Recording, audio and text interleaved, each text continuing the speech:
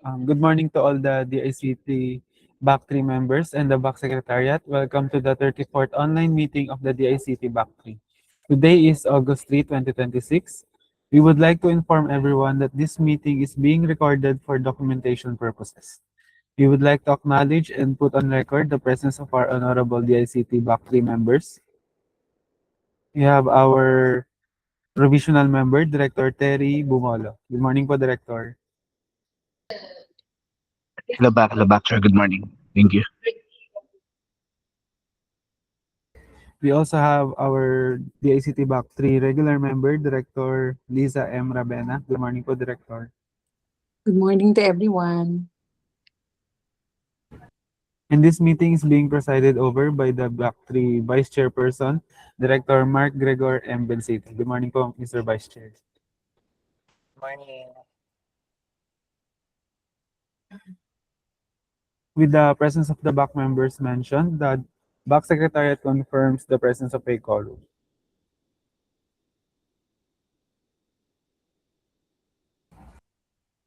To proceed, shown on the screen is the proposed agenda of today's meeting. We have one item on the agenda. The pre-bids for the project 1-year subscription of Bug Bounty platform with managed services with an approved budget for the contract of 15,733,400. The end user for this project is Engineer Jerry Invelis, and this is for consideration of the BAC members. With the presented agenda, Mr. Vice Chair, may we get the approval of the BAC, please? Thank you po. Any motion?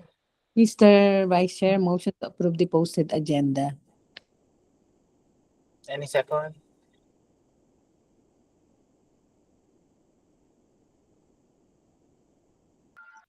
Julie seconded, Mr. Vice Chair.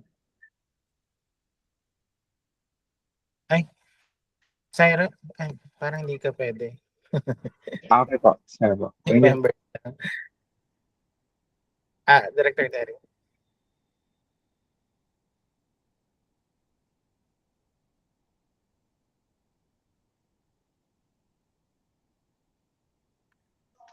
Hello, sorry, back chair. What is there a question? Sorry.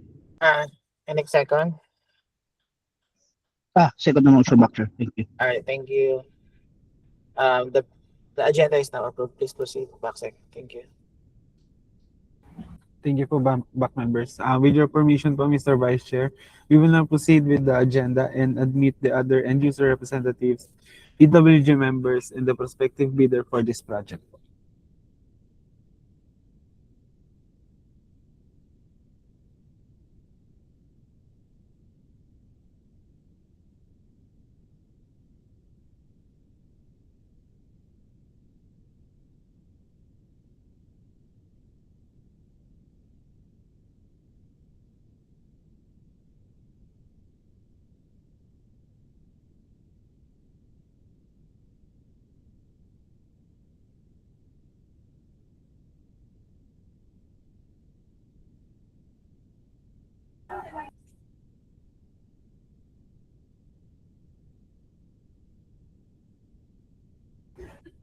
Good morning to all the other end user representatives, TWG members, and to our prospective bidders.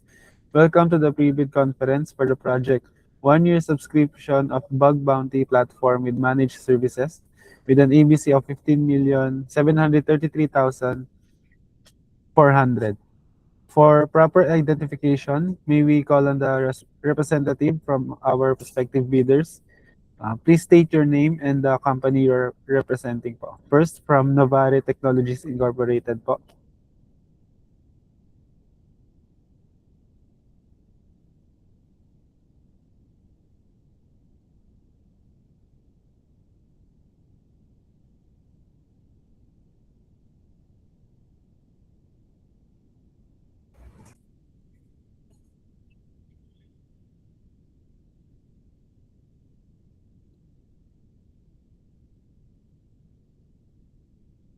Are there any representative po from Novare Technologies?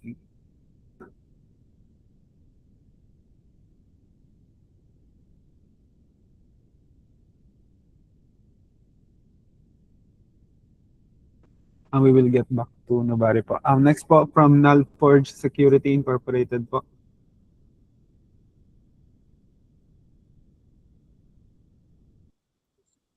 Hello, this is Jay Turla from Nalforge.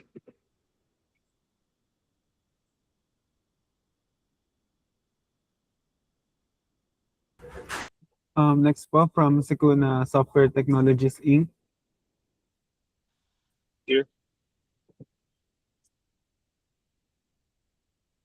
Ajay Edrada from Sicona Software Technologies Inc.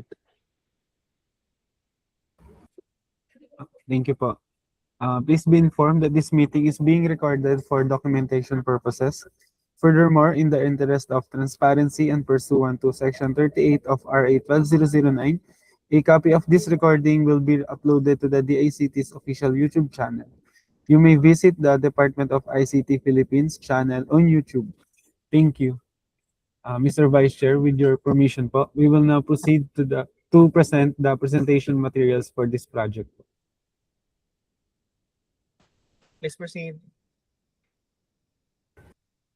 Thank you, Mr. Vice Chair. For the, may we call on po Ms. Arnie Pura for the reading of the presentation materials. Thank you po.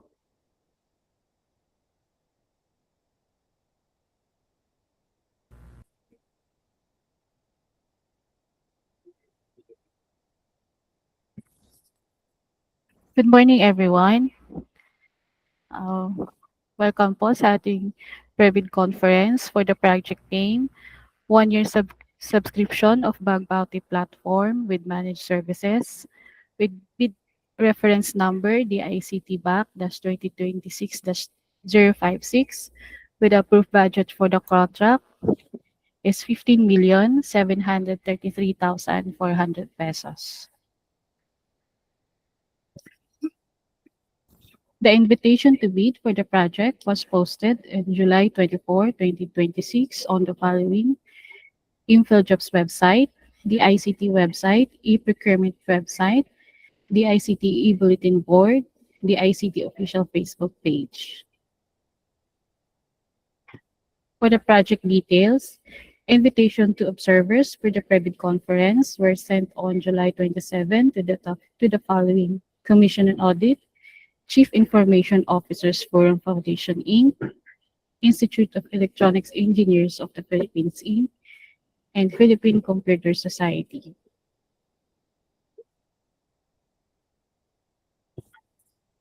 Points of discussion: project details, house rules, invitation to bid, instructions to bidders, checklist of technical and financial documents, sealing and marking of bids, bid data sheet, technical specifications, forms, post-qualification documents, and reminders to bidders. For the prospective bidders who is registered for today's Previd conference, Nalforge Security Inc., Nobari Technologies Inc., and Sikuna Software Technologies. For the house rules, everyone is encouraged to make clarifications, identify name and company before raising a question, and limit questions to details of the procurement at hand. For the invitation to bid, the DICT BAC3 shall award the contract to the bidder with the lowest calculated and responsive fee. For the bidding requirements, the bidding for the project shall be governed by all provisions of RA 12009. Any amendments made to the IRR and other GPTB issuances shall be applicable only to the ongoing posting, advertisement, or ID by the BAC through the issuance of supplemental or bid bulletin. The bidder, by the act of submitting its bid, shall be deemed to have verified and accepted the general requirements for this project, including other factors that may affect the cost, duration, execution, or implementation of the contract, project, or work, and examine all instructions, form, terms, and project requirements in the bidding documents. For the corrupt, fraudulent, collusive, and coercive practices, the procuring entity as well as the bidders and suppliers shall observe the highest standard of ethics during the procurement and execution of the contract. They or through an agent shall not engage in corrupt, fraudulent, collusive, coercive, and obstructive practices defined under RA 12009 or integrity violations in competing for this project. Conflict of interest. All bidders found to have conflicting interests shall be disqualified to participate in the procurement at hand without prejudice to the imposition of appropriate administrative, civil, and criminal sanctions. All bidding documents shall be accompanied by an omnibus sworn statement of the bidder that is not related by consanguinity or affinity up to the third level to the whole procurement agent if engaged, the head of the project management office, the end user or implementing unit, or any members of the Bids and Awards Committee, technical working group, and back secretariat. The bidder shall also disclose the ultimate beneficial ownership of an entity.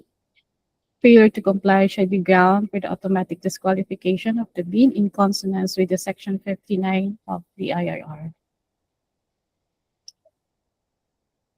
For the eligible bidders, only bids of bidders found to be legally, technically, and financially capable will be evaluated.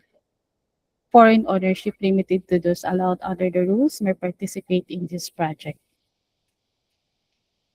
GOCCs may be eligible to participate only if they can establish that they are legally and financially autonomous, operate under commercial law, and are not attached agencies of the procuring entity. The bidder must have completed within a period of 5 years from the submission of the bid a single largest completed contract that is similar to the procurement project to be bid and whose values must be equivalent to at least 50% ABC, adjusted to current prices using the Philippine Statistics Authority Consumer Price Indices. The bidder must submit a computation of its financial contracting capacity, which must be at least equal to the ABC to be bid. Subcontracting is not allowed. Clarification and amendment of bidding documents. Requests for clarification should be formalized, addressed, and emailed to the back secretariat at back.secretariat@dict.gov.ph. Deadline for the request for clarification is on August 7, 2026 at 5:00 p.m. Copies of supplemental bid bulletins, if any, shall be posted at the MFIDGIP's website, the ICT website, the ICT Facebook page, and the ICT e-bulletin board. Language of bids. The eligibility requirements or statements, the bids, and all other documents to be submitted to the back must be in English.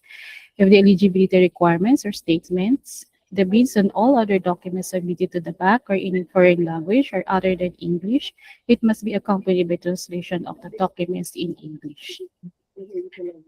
For contracting parties to the Apostille Convention, the document shall be authenticated through an apostle by the competent authority as defined in Section 20.9.2 of the IRR. Except for countries identified by the DFA that will still require legalization or red ribbon by relevant embassy of consulate. Checklist of technical and financial documents for the technical component envelope.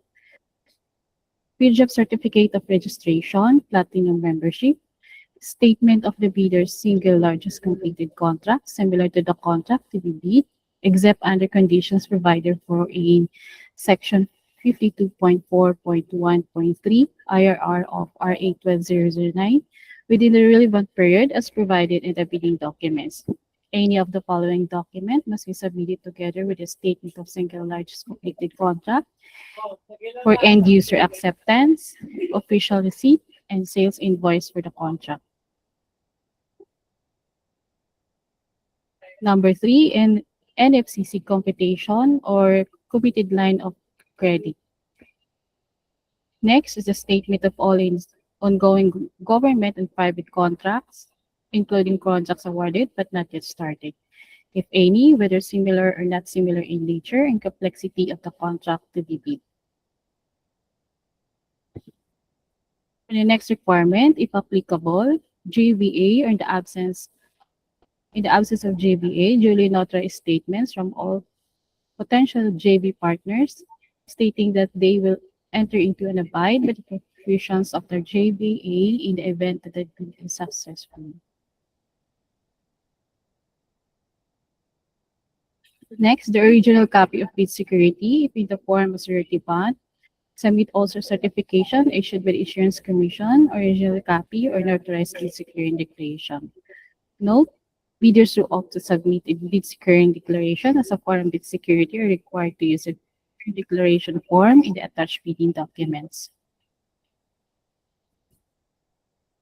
Next is the schedule of requirements.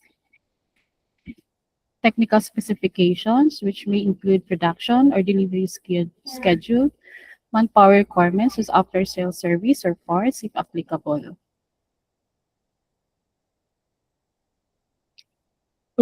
Original due design omnibus warrant statement and if applicable, original notarized secretary certificate in case of corporation, partnership, or cooperative, or original special power of attorney if all members of the joint venture giving full power and authority to its officer to sign the OSS and do acts to represent the bidder. And for foreign bidders claiming eligibility by reason of their country's extension of reciprocal rights to Filipinos, a certification from the relevant government office of their country stating that Filipinos are allowed to participate in their government procurement activities for the same item or product. For the financial documents envelope,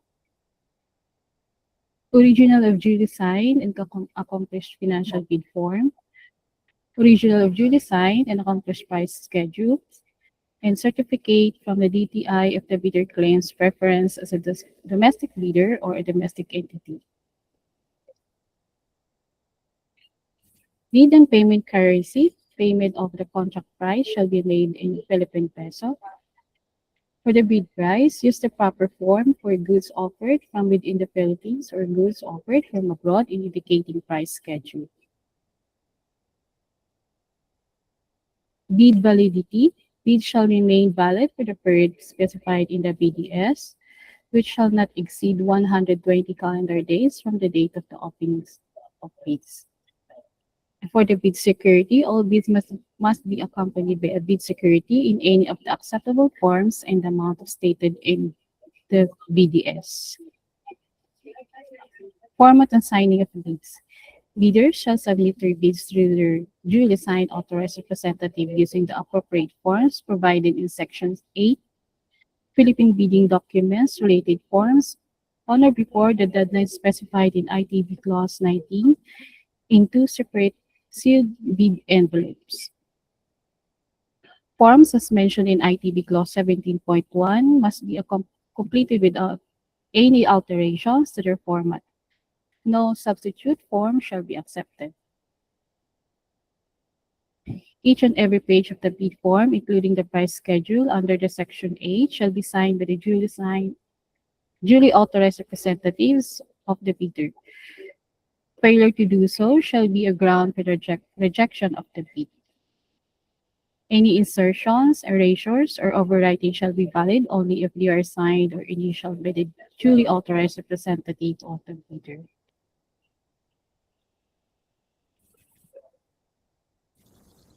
For the sealing and marking of bids, they have 2 components, the technical and the financial components.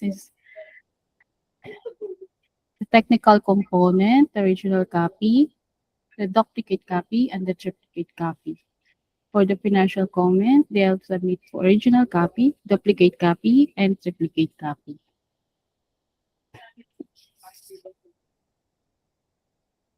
And for the outer label of the bid documents, to Department of Information and Communication Technology, from name of bidder in capital letters, address of bidder in capital letters. For the project is 1-year subscription of Bug Bounty platform with managed services. Bid reference, DICT PACTAS 2026-056. And in capital letters, do not open before August 17, 2026 at 1:30 p.m. Each bidder shall submit 1 original and 2 copies of the required documents. Deadline for submission of bids is on August 17, 2026 at 12 noon. And the opening of bids is August 17, 2026, 1:30 p.m. For the bid evaluation, reminding bidders to kindly break down all the costs of taxes pursuant to Section 61.2.2 IRR of RA 12009 to meet. All bidders shall be required to include the cost of all taxes, such as but not limited to value-added tax, income tax, local taxes, and other fiscal levies and duties which shall be itemized in the bid form and reflected in the detailed estimates. Such bids, including said taxes, shall be the basis for bid evaluation and comparison.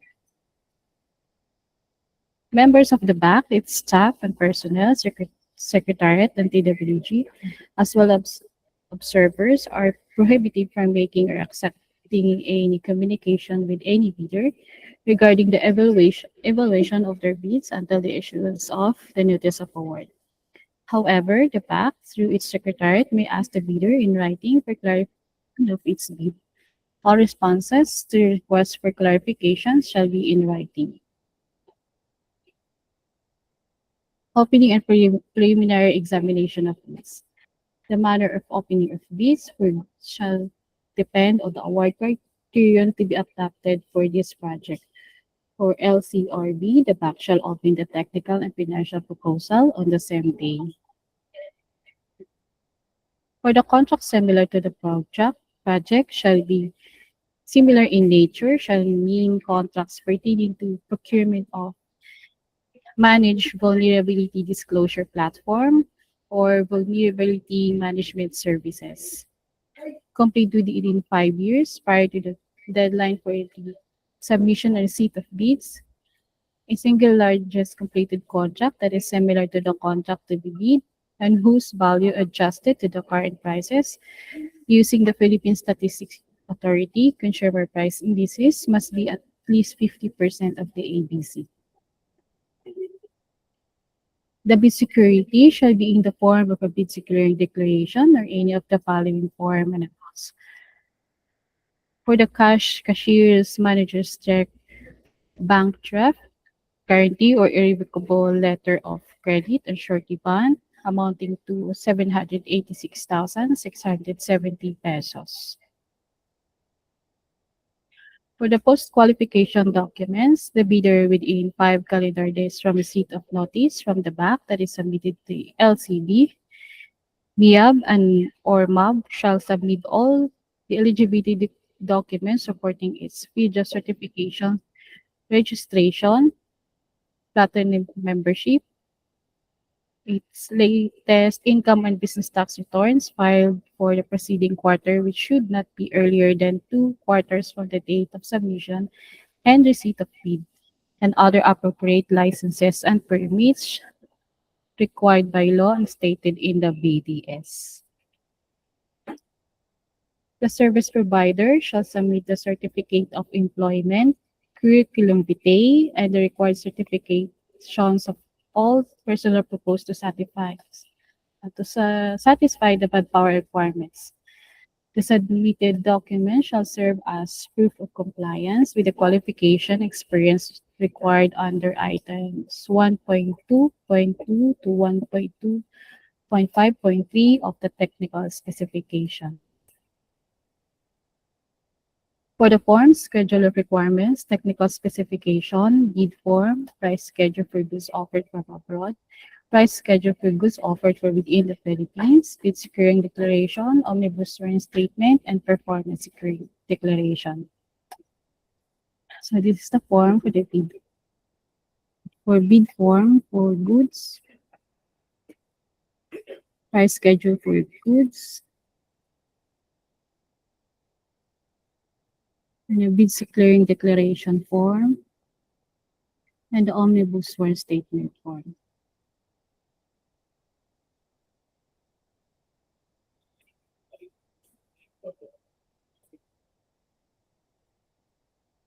Reminders to bidders. The clock at the 19th floor, Studio 7, using the Philippine Standards Time is the official reference time during submission and receipt of bids. A member of the back secretariat will be assigned to receive the bid document at 19th floor, Studio 7 lobby, and shall stamp this as received. Bidders are reminded that entry inside the DICT premises is subject to the safety in place and processing of payment for the bidding documents prior to the submission of actual bid offer may take time. Presence in the DICT premises does not constitute submission on time, which shall refer to the actual handover of the bid proposal, the authorized personnel of the back secretariat.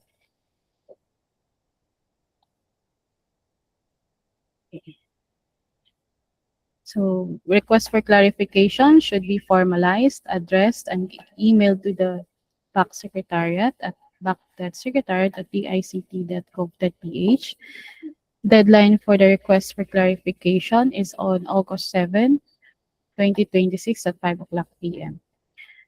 For the copies of supplemental bid bulletins, if any, shall be posted at the MPHX website, the ICT website, the ICT Facebook page, and e-bulletin board at the ICT lobby.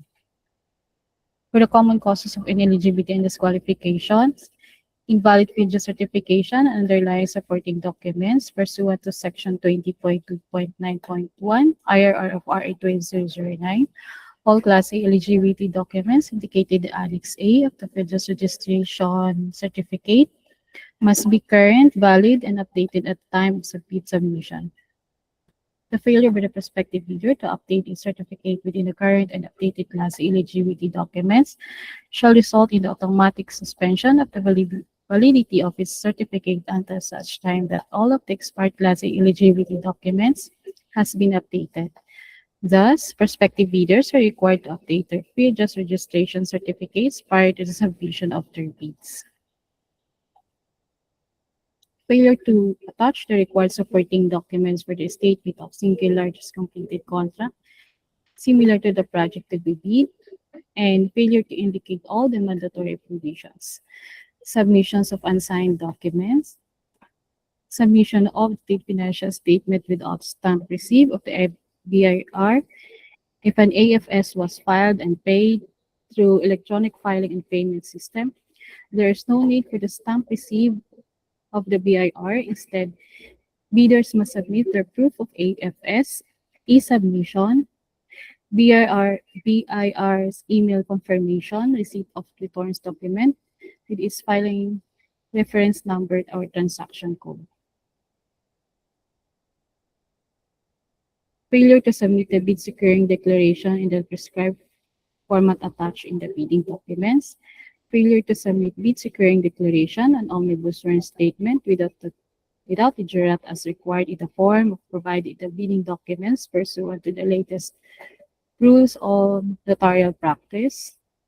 Failure to indicate compliance in the technical specifications and to attach proof of compliance if applicable. For submission of bids through courier service, bidders are reminded that the courier service personnel must submit the bid proposal to a person of the back secretariat division at the office address provided below. Bid submission of proposal left by the courier service personnel at the lobby guard or any other personnel or staff aside from the authorized back secretariat personnel will not be considered submitted for purposes of bid opening. The responsibility to ensure that the courier service personnel submits the bid proposal to the authorized back secretariat personnel is the sole responsibility of the prospective bidder.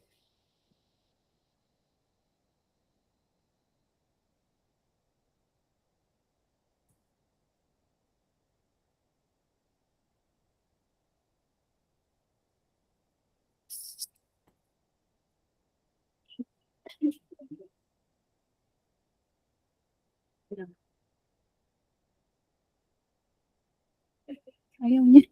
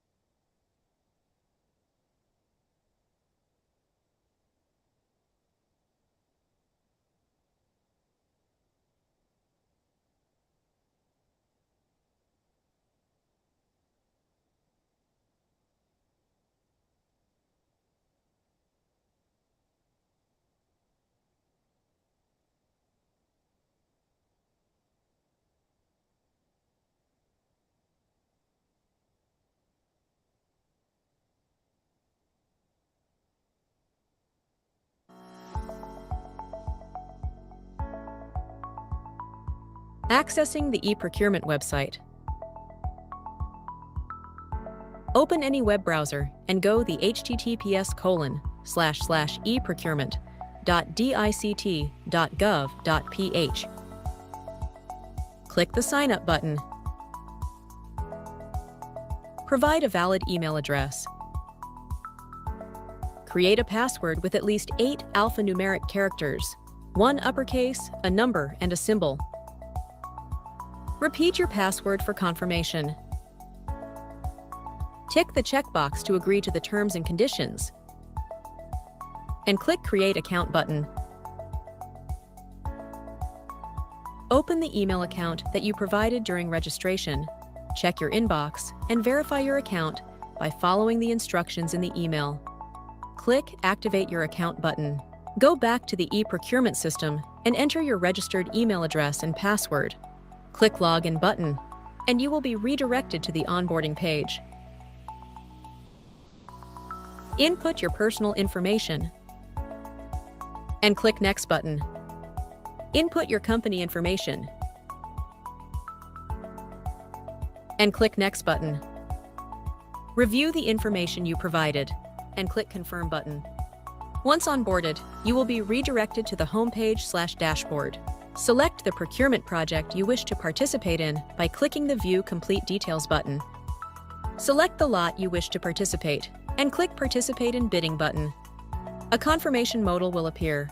Review the details, click the Confirm button, and you will be redirected to the payment window. Select your preferred payment method from the list and click Pay Now button. Print and save the receipt as proof of payment and for reference. You may also check your email to view your receipt. Click the Go Back to Merchant button. You will be redirected to the My Transactions page, where a list of your transactions will be displayed.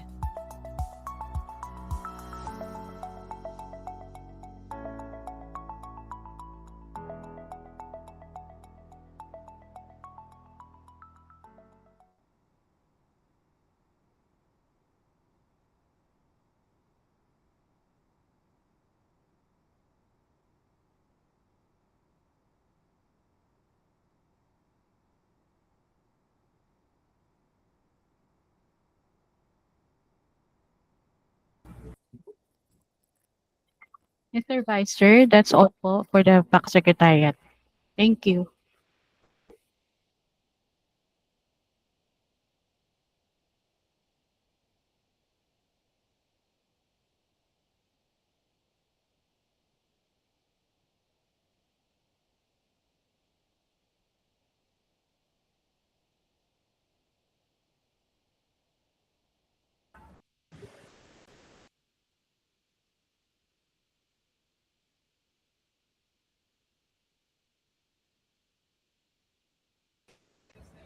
Mr. Vice Chair, if I may po. Please proceed. Thank you po, Ms. Arnie. Mr. Vice Chair, with regard to the technical specifications, considering po that the bidding documents are already available online, may we ask the prospective bidders if they have already reviewed the specifications or if they would prefer the end user to provide a presentation of the technical specifications po? Yes, please ask them.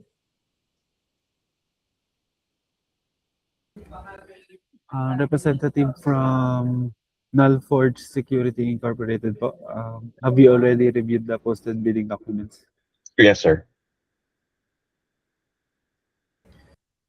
Thank you, sir. How about po from Sikuna Software Technologies Inc. po? Have you reviewed the posted bidding documents po? Yes. Thank you po, sir. Lastly po from Novare Technologies Inc. po. Have you already reviewed the posted bidding documents po?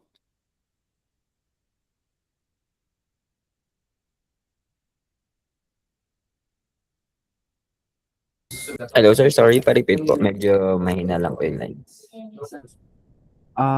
Maybe just ask lang po if you have already reviewed the posted documents po, sir. Yes po sir. Thank you. Thank you po, sir. Mr. Vice Chair, given that the bidders have already reviewed the specifications, with your permission to proceed a question and answer portion. Yes, proceed. Thank you, Mr. Vice Chair. To all the prospective bidders po, you may now ask questions and clarifications if there are any. Please raise a hand, and upon asking your question, please state your name and the company you are representing for proper identification po. And for the end user naman po, please present and make a walkthrough to the posted bidding documents in response to the bidder's query. Thank you po. Mr. Dax Labrador po, you are recognized. Hi, this is Dax from Nullforge. I would just like to raise the yung SLCC. So RA 12009 do have an IRR na pwede siyang aggregated value. So at least one similar contract is worth 25% of the ABC, and the aggregated value reaches another 25% of the ABC. So however, hindi siya cited sa sa bidding document na to. So I think with the niche technology nung requirement in the Philippine market, I think it would be better if we can also cite the yung aggregated SLCC for the ABC.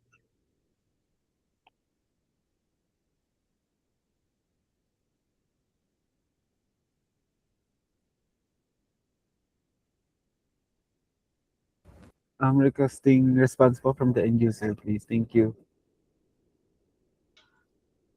Good morning po. Lyraman ako po from the I'm sorry, sir. Street. Excuse me lang po, sir. Sorry po. Maybe request lang po to flash on the screen po yung provision po, sir. Thank you po. Provision po sa documents. Thank you po.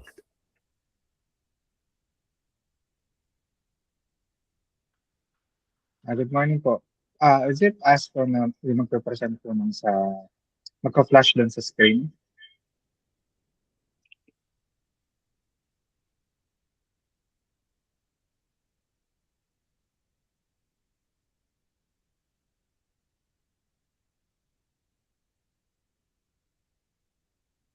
Hello po, sir. Yung sa posted bid docs po, paki-flash na lang po. Thank you.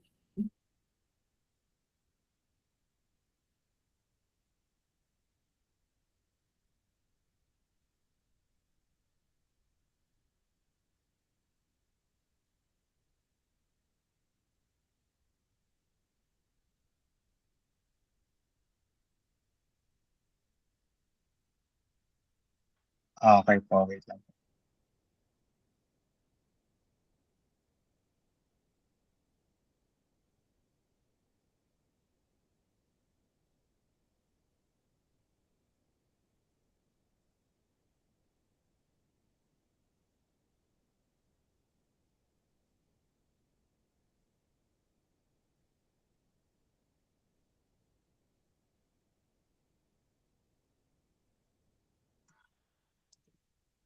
So So here po yung sa BDAX po natin. Then I think the particular inquiry is with regards to the SLCC. Sino po yung nag-ano po? Nag-wish po ng question. Yes, Maybe you can Sir Cyro. reiterate po, sir. Yeah. Yes po, lagyan mo po. Oo. I-reiterate mo po, sir, para po. Yes. So for the SLCC, I think it's very vague, or if it's being cited there, medyo vague or hindi namin nakikita. So yung RA 12009 kasi, there's an IRR for it na kung hindi man ma-meet yung SLCC, there's a provision na pwedeng 25% of the ABC, then yung the rest ng other 25% is aggregated amount na would reach to the ABC of the of the contract of the bidding. So are we gonna, the question there, I think the question there is, are we gonna provision that one to this bidding, or should we stick with the SLCC talaga na 50%? Kasi IRR allows it na pwedeng 25%, tapos another accumulated, one single na 25, then another aggregated na 25%, that would total to the ABC of the contract.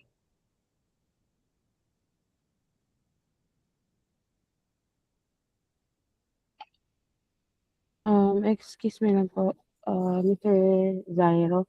Kindly flash po yung item 5.5 sa lead data sheet. Thank you po.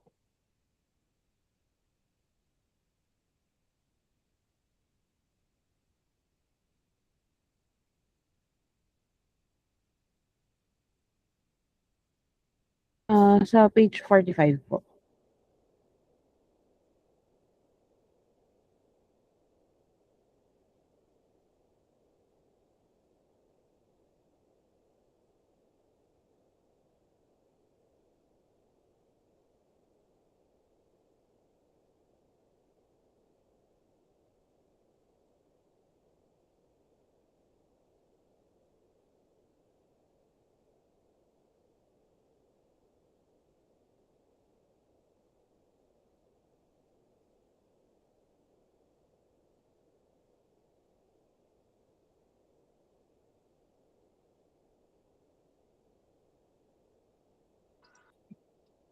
Ano po? Bali, ano na lang po. As of now po, we'll talk with the team and also our back po. Then we'll have it answer na lang po sa bid bulletin. Thank you po. Okay, sir. Thank you.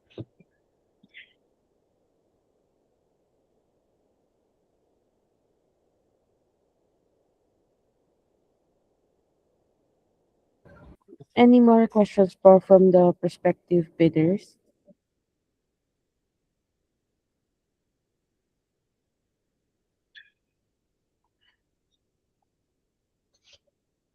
Yes po, Mr. Raji Boy, kindly state your name po and the company you are representing, please. Ajay Edrada of Sikuna Software Technologies. So this is regarding the platform itself. If we are going to provide a white labeled platform for exclusively for the ICT. Good morning po, sir. Sorry, sir. Ano po yung term? White label? Yes, po, white label. Like we have our very own platform for Sikuna's Bug Bounty. Are we going to provide a white labeled part of a white labeled platform for the ICT?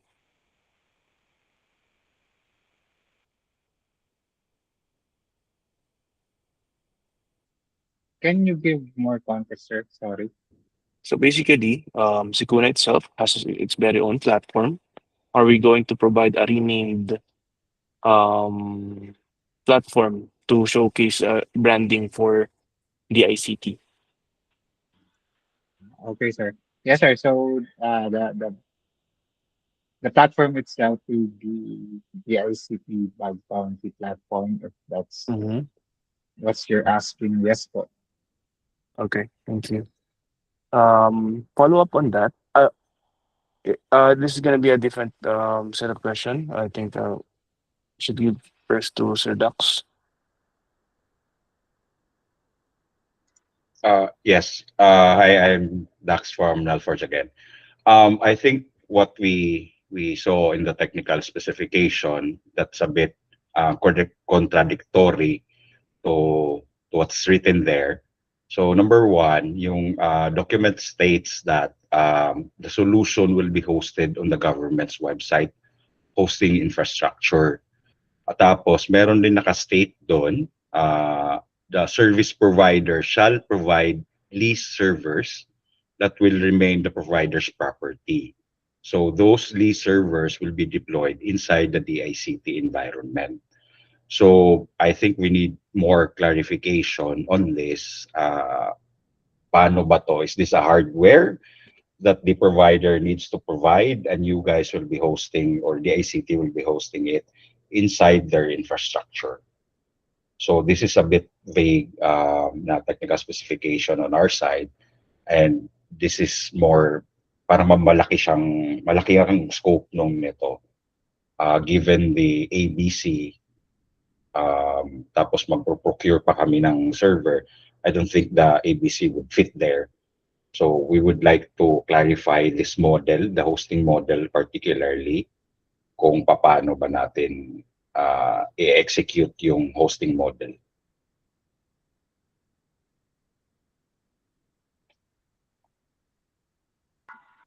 Thank you po, Sir Doc. So yeah, I think we'll answer it with bulletin po. Thank you. To clarify po the question.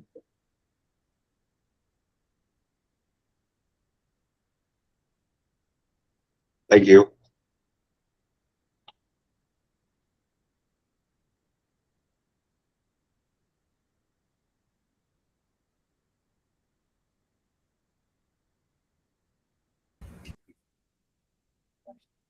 Sir Dax Labrador, you are recognized po.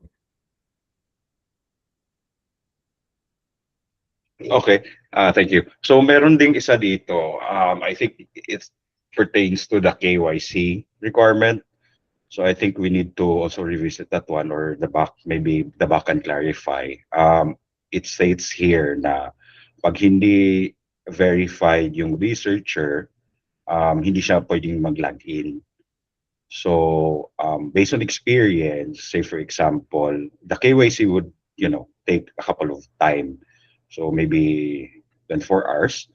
But what if the researcher already has the findings and it's critical, and he wanted to post it and he wanted to report it. However, due to the KYC that we implemented, na hindi pwedeng mag-post, hindi pwedeng mag-login if hindi na KYC. So I think the best solution here is siguro pwede nating i-temporary yung account instead of really hampering him from logging in. Kasi critical submissions, critical reports would be hampered as well. So my question is, are we going for that certain KYC requirement na bawal silang mag-login if hindi naka-KYC? Excuse me lang, Sir Dax po. May we ask po yung specific item number po sa billing documents you're pertaining to po? Wait. Hindi ko mahanap kung anong line item eh. So, but it's there. So, minimorize ko kasi yung question ko after I've read the document. So, wait. But I can look for it.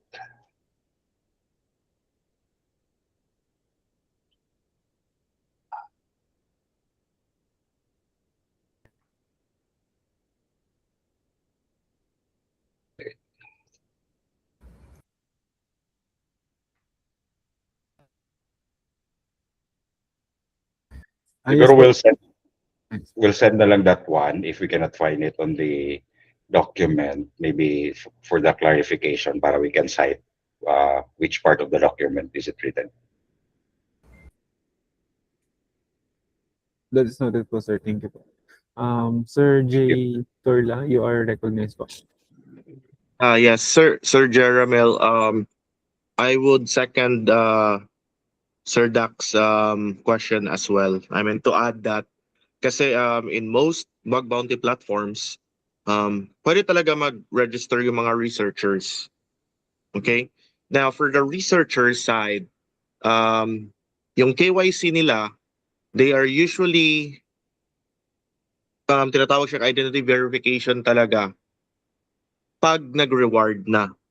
Dun yung process ng KYC. I mean, this is the first time talaga na hindi makapag-login kasi nga kung critical yung vulnerability na i-report nila tapos wala silang mare-report na platform kasi nga kailangan ng KYC agad. Yun, it will hamper tapos baka ma-compromise tapos magrereklamo din yung researcher na yun.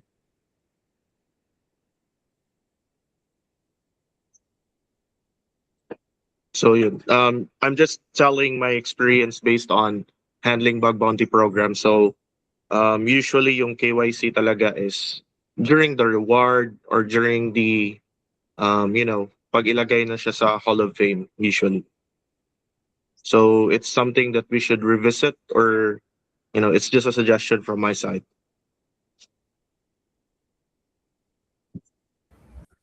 Thank you, Sir J. May we request po response from the end user po? Thank you po. Yeah, good afternoon po. Yes po, so we'll have it checked dun sa current na billing documents, then we'll answer those queries on the bid bulletin. Thank you. Thank you, sir.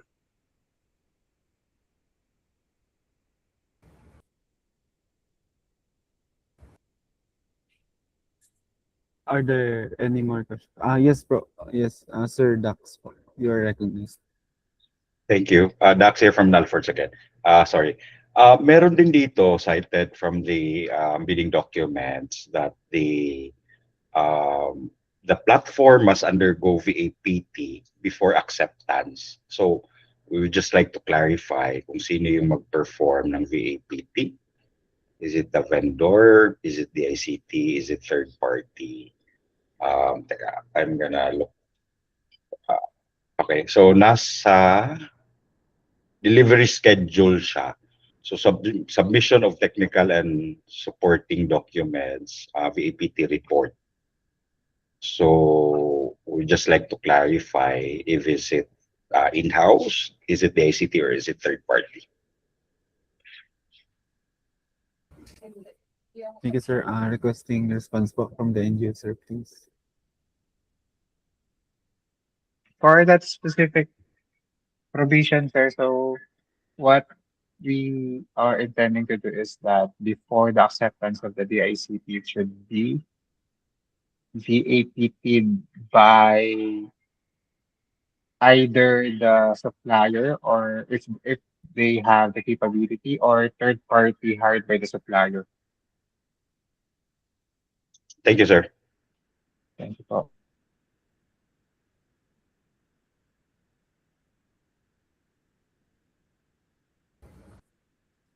Are there any more questions po?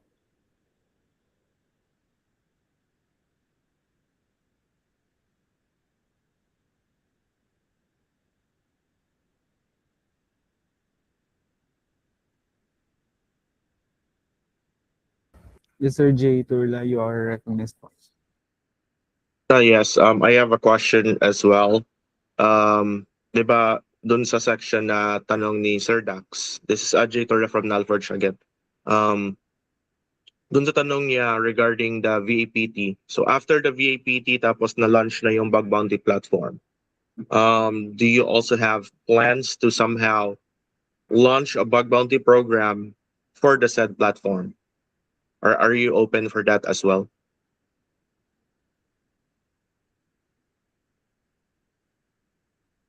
Requesting response po from the end user, please. For that specific question po, so it will be decided during the implementation stage, and the implementation stage of the platform. All right, thank you.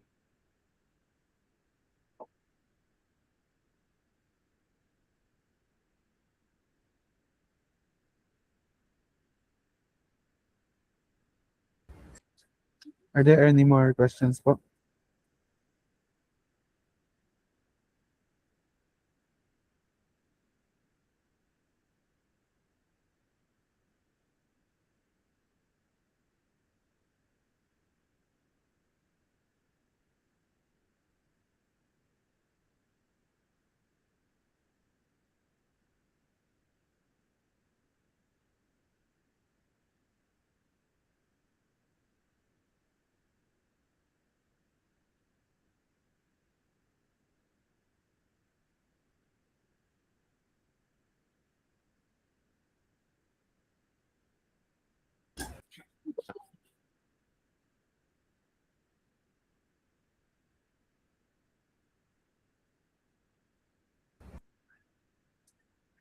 Again po, are there any more questions po?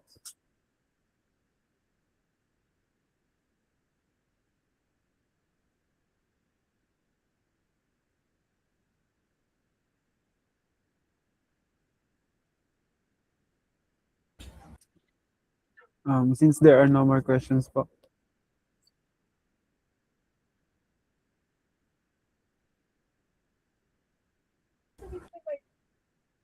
Mr. Vice Chair, since there are no more questions po, we'll, Hi sir, magandang umaga po. yes, Sir Arvid, you're recognized. Sir, pwede ba kami mag-raise ng query sir through email sir?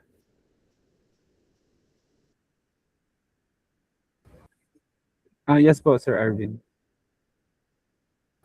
Kailan po kaya sir yung deadline?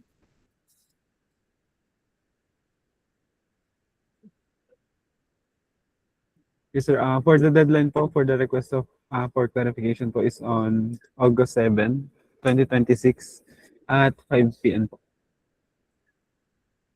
Sige ho sir, thank you po sir. Mr. Vice Chair, since there are no more questions po, we will present po the final reminders. Please proceed. Thank you.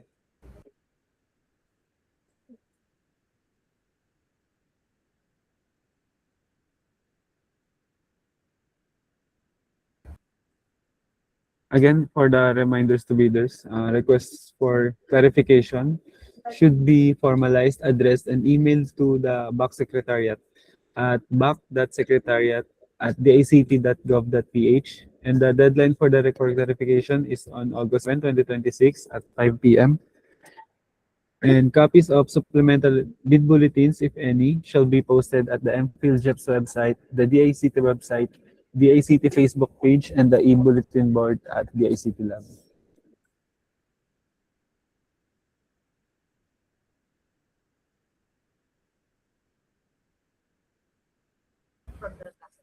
Mr. Vice Chair, that would be all po from the BAC Secretariat po.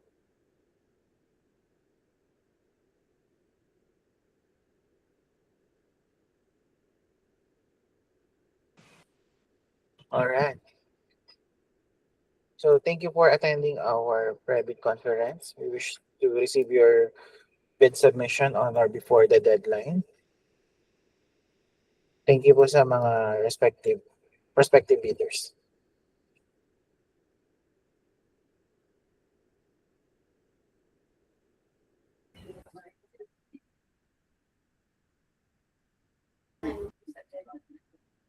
Mr. Vice Chair, that is all po from this agenda. And having no other matters to be discussed po, you may now conclude this meeting. Thank you po.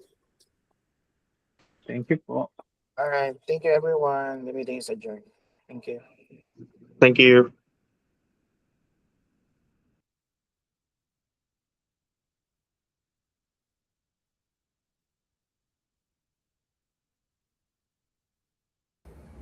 Thank you, everyone.